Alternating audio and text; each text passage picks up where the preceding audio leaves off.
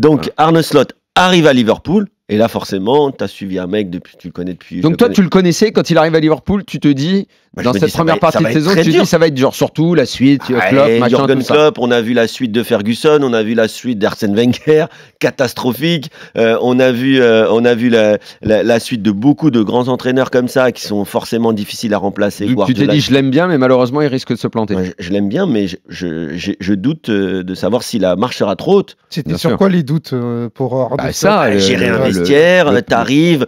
Gérer un vestiaire, il y avait Feyenoord, tu l'as dit en passif, et on sait que l'historique.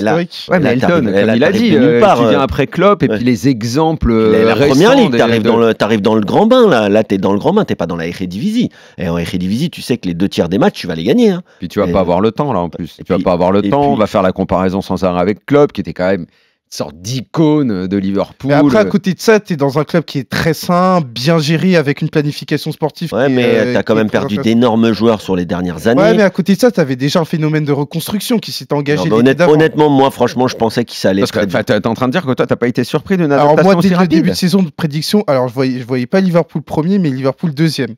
Par rapport à ce qu'ils avaient fait en préparation. Ouais, mais avant, moi je te parle de ça avant la préparation. Non, mais moi je te dis quand il signe. Quand il arrive, tu te dis pas le mec il va tout péter comme ça. Ah non, pas dans ces proportions-là. Puisqu'on est en train de faire une sorte de bilan de la première partie de saison, on sera bien d'accord tous les trois pour dire que c'est la meilleure équipe d'Europe. Bien sûr. Au moment où on se parle. Ça non. C'est pas la meilleure équipe d'Europe. Ah non, non, mais bien sûr, Liverpool est la meilleure équipe d'Europe. Ça, non, il ne le conteste pas. Non, ça je ne conteste pas, mais par contre, je ne voyais pas Liverpool dans ces proproportions-là. Ça, non. Et donc, je finis juste par dire, je vois ces 6 premiers mois, mais je te le dis, je ne sais pas ce qu'il adviendra. J'espère bien sûr qu'ils vont quand même poursuivre. Mais c'est extraordinaire. Bien sûr. C'est extraordinaire. Parce que toi, tu me parles de l'effectif. Je ne sais pas d'ailleurs si on peut garder un tel niveau toute l'année. Parce que c'est très dur. Équipes qui ont été extrêmement brillantes première partie de saison, qui ensuite ont été moins bien. Je dirais même que c'est plus l'inverse qui parfois est marquant. Des équipes qui démarrent très mal. Le Real a été spécialiste de ce genre de phénomène pendant très longtemps, où tu avais même des joueurs mais surtout en première ligue. C'est pour ça que je n'enfoncerai. Je ne sais pas si à un moment on parlera de la Liga et du Real, je crois que tu as prévu ça, Elton, mais le Real de ces même 2 dernières semaines peut déjà donner à penser qu'il peut nous refaire coup d'être meilleur sur la deuxième partie de saison, quelque chose qu'ils sont habitués à faire. Mais j'en reviens à Liverpool, être aussi fort sur une première partie de saison, aussi impressionnant, je pense que tu vas partout en Europe, tout le monde te dira c'est la meilleure équipe, ils ont gagné tous les matchs en Ligue des Champions, c'est la meilleure équipe et elle le reste toute l'année au point, c'est déjà un favori pour la victoire en Ligue des Champions, mais que limite ils aillent au bout. C'est assez unique quand même. Mais sur la première année d'un entraîneur, mais qui se rappelle de ça? Même Guardiola a galéré au début. Et je finirai juste par l'effectif. Pour moi, Liverpool de Klopp, c'est Bobby Firmino. Qui représente, bon, bien sûr, il y a Jordan Henderson, mais Bobby Firmino. Tu vois, le mec qui est un ultra talentueux, mais qui sait aussi se mettre au service de l'équipe. Et c'était quoi son poste à ce gars-là? C'était 9,5. Ah, il était 9? Oui. Donc ça sert d'avoir un 9 alors? Arrête, tu plaisantes. et donc, on gagne la Ligue des Champions avec un 9, on joue pas sans 9. Après, il avait des qualités de numéro 10. Non, mais c'était un 9 quand même. On se rend compte quand même qu'il arrive. Comme Benzema. Il a redonné une nouvelle. Le mec est capable de. Bon, c'est bon, Daniel, avec le PSG. Non, mais. Il arrive quand même à redonner. Je suis naïf aujourd'hui, je plaisante. Toi, tu regardes même peut-être plus de matchs que moi, mais j'ai l'impression qu'il donne une deuxième jeunesse à Mo Salah.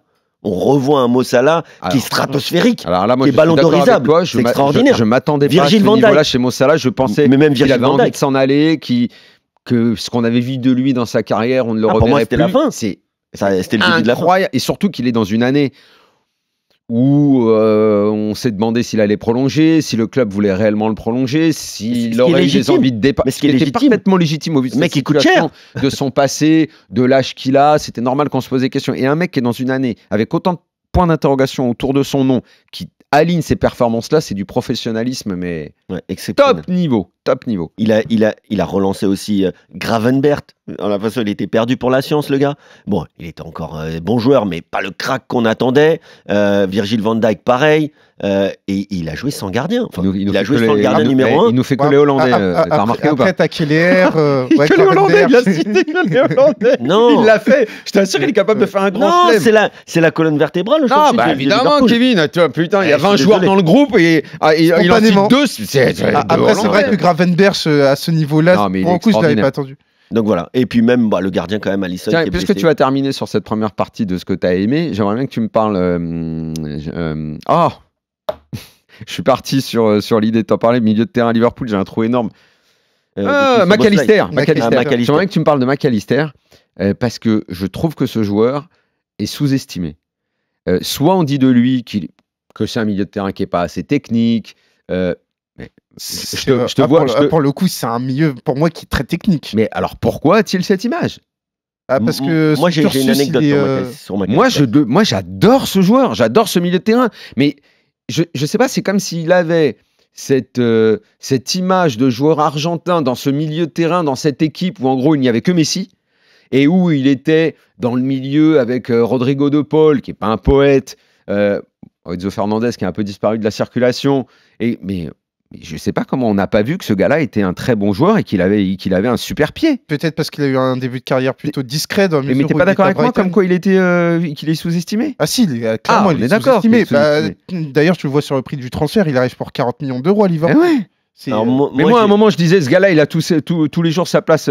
Moi j'ai une anecdote. Tous les jours sa place au PSG. Je regarde Kevin, il va me dire arrête avec ton PSG. Moi j'ai une anecdote sur McAllister. Mais une tonne de supporters du PSG, tu leur disais au début de la saison, McAllister il vient dans votre milieu, ils te rigolent au nez. Ils te rigolent au nez. À l'été 2023, c'est pas évident. Moi j'avais parlé avec un Argentin célèbre de McAllister qui m'avait dit ouais mais McAllister c'est qui ton Argentin célèbre, fait pas le mystérieux. Un Argentin célèbre. Alors le mec il fait Georges des relations, qui m'a dit que McAllister c'était un peu surcoté. Il me dit, mais McAllister, c'est surcoté. C'est surcoté, alors que nous, on estime qu'il est sous-coté. Non, il y a quelques mois, il y a 2 ans, après la Coupe du Monde. Tu te rends compte, c'est un peu surcoté, après il est arrivé là. Mais il est excellent à la Coupe du Monde, il avait les joueurs essentiels de la sélection. Mais on me disait qu'il était arrivé là parce qu'il avait les agents. Tu te rends compte comment il s'est retrouvé à Boca. Boca, c'était. Ouais, on a aussi parlé du papa. Voilà, le papa, c'était un pistonné. Ça a été beaucoup dit en Argentine. C'était un pistonné, en fait. Pistonné, exactement. Pour moi, ce qu'on m'a dit, c'est que c'était un pistonné, qu'il arrivé là. Par contre, tu peux être pistonné et après saisir la chance. Et c'est ce qu'il a fait. Et aujourd'hui, ça reste un joueur très très intéressant parce que c'est un joueur moderne. Mais les Argentins te diront, voilà, c'est pas Pastore, c'est pas Riquelme. C'est pas un Paredes parce que souviens-toi, il démarre pas au début de la Coupe du Monde. Ouais, c'est un besogneux quand même. À la base, ça reste un besogneux. Putain, des besogneux comme ça, moi je veux bien dans mon équipe. Hein. À Liverpool, en tout cas, il te faut des besogneux. Mais, ok, on est d'accord. Dans la tradition argentine, c'est pas le 10. C'est pas le 10, c'est pas comme tu dis Pastore, c'est pas Riquelme, c'est pas ces mecs-là. On est d'accord. Neymar. Ouais, voilà. On va dire que c'est plus le 8. Ouais. Tu sais, eux, ils ont leur fameux truc, le 5, le 8, le 10. Là. Le gars qui est devant la défense, le Paredes, c'est le 5 pour eux, le 8 et le 10. Il est 8. Bon, quand même, quoi. De là à le prendre pour un bourrin ou un besogneux ou juste un mec qui court, comme j'ai trop entendu à son sujet, non, quand même. Non, mais c'est sûr. Non. Non, mais c'est sûr. Non, mais voilà, pour finir sur Liverpool, même Andy Robertson, il retrouve un niveau extraordinaire. Après, Andy Robertson, quand il n'est pas blessé... c'est un latéral gauche de très grande qualité. Ouais. C'est qui? C'est Riyad Mahrez qui disait qu'Andy Robertson, c'est le latéral gauche, je ne sais plus, j'avais lu ça il y a quelques semaines. C'était qui le plus gros latéral gauche? C'était dans le club des 5, c'était Knockert. Voilà, on a fait l'interview. Voilà, en disant Robertson, dans le club des 5, incroyable. Exactement. Comme quoi, mais c'est vrai que Robertson, là, il a encore un niveau. Là, enfin, de toute façon, ce mec-là... C'est qui ta relation super connue d'Argentin? Lâche le nom, là. Il n'y en a pas 10. Tu lâches pas le nom, ça va être mytho. Ça va être Kevin le mytho. Bien sûr que si, c'est Kevin le mytho. Georges connaît du monde. Georges connaît du monde. Je ne lâche pas les noms. Quand même, t'as dit Argentin célèbre, t'aurais pu dire Argentin célèbre, c'est tout.